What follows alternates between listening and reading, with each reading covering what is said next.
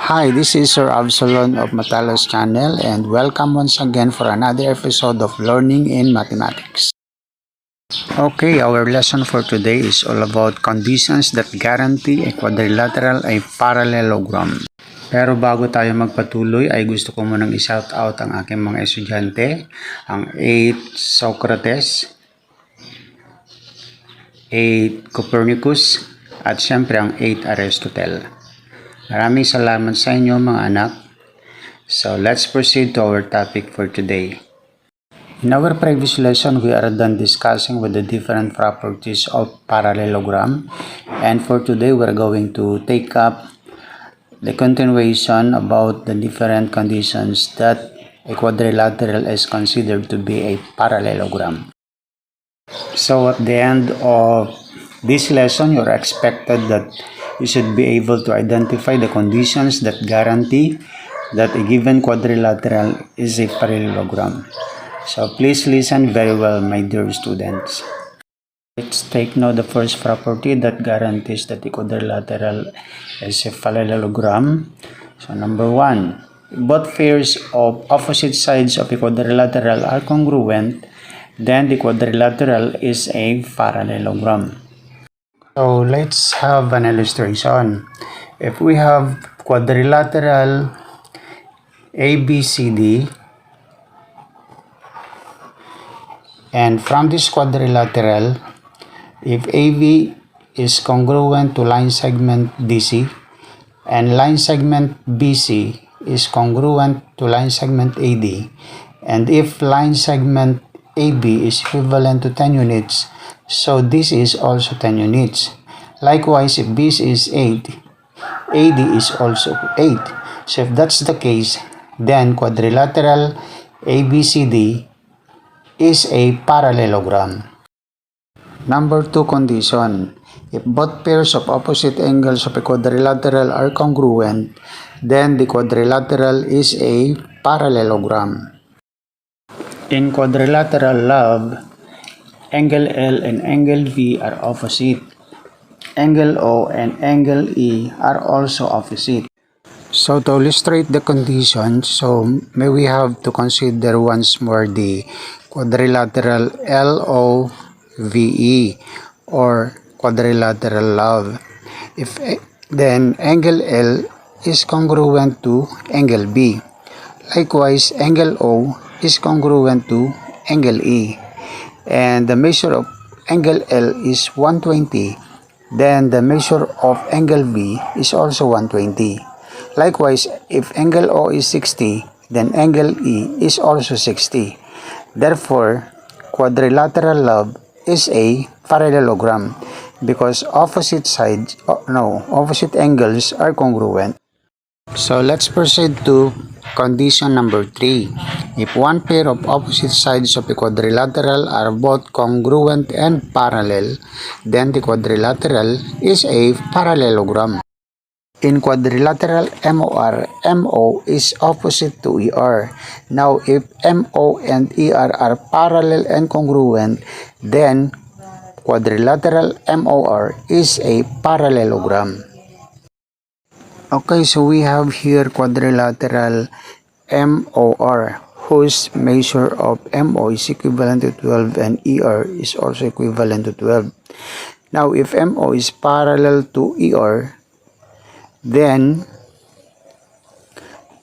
the measure of MO is congruent to the measure of ER.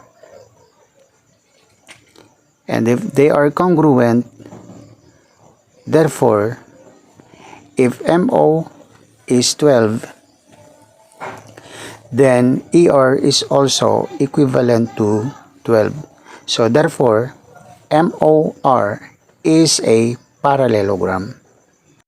Let's proceed to number 4 condition. If the diagonals of a quadrilateral bisect each other, then the quadrilateral is a parallelogram. In quadrilateral ABCD, diagonals bisect each other at O. So OB is 4, OD is 4 also, OA is 6, and OC is also 6. So therefore, OB is congruent to OD. and OA is also congruent to OC. So therefore, quadrilateral ABCD is a parallelogram.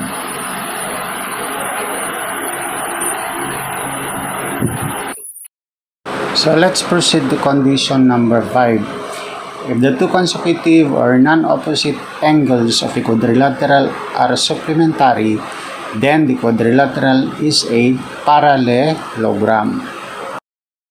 In the given figure, there are four pairs of consecutive or non-opposite angles, namely angle M and angle O and angle R, angle R and angle E, and finally angle E and angle M. And what is the relationship between two consecutive or two non-opposite angles of a quadrilateral if they are parallelogram? The sum of their measure is equivalent to 180. So therefore, angle M plus angle O is equivalent to 180. Angle O plus angle R is also equivalent to 180. Angle R and angle E is also equivalent to 180. And finally, angle E plus the measure of angle M is also 180. Why? Because they are supplementary. And if that's the case, then a quadrilateral is also a parallelogram. So let's apply what we have learned for today. Determine if the following quadrilaterals are parallelogram. If they are parallelogram, state the reason behind. So let's proceed to number 1. Is the figure a parallelogram? The answer is yes. Why? Because opposite sides are congruent. If two pairs of opposite sides of a quadrilateral are congruent, then it is a parallelogram. So let's have number 2. Is the figure is a parallelogram? The answer is no. Why?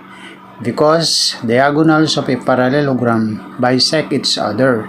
In this case, we have 5.3 and the other half is 5.4. So therefore, the figure is not a parallelogram.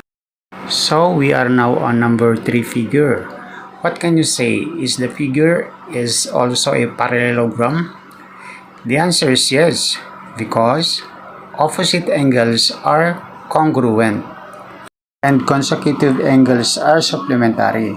So therefore, the figure is a parallelogram. How about the fourth figure? Is this a parallelogram? Yes, it is a parallelogram because two pairs of opposite sides parallel and congruent. So based from the markings, opposite sides are parallel and congruent. So therefore, it is a parallelogram. Dito na nagtatapos ang ating lesson for today. Maliwanag na ba anak kung paano natin malalaman kung paano magiging parallelogram ang isang quadrilateral? Yes, sir. Yes, sir. Yes, sir. Yes, Yes, sir. yes, sir. Yes, sir. Good job! This is your channel, MathALAS, Mathematics Alternative Learning Avenue for Student through Sir Absolon.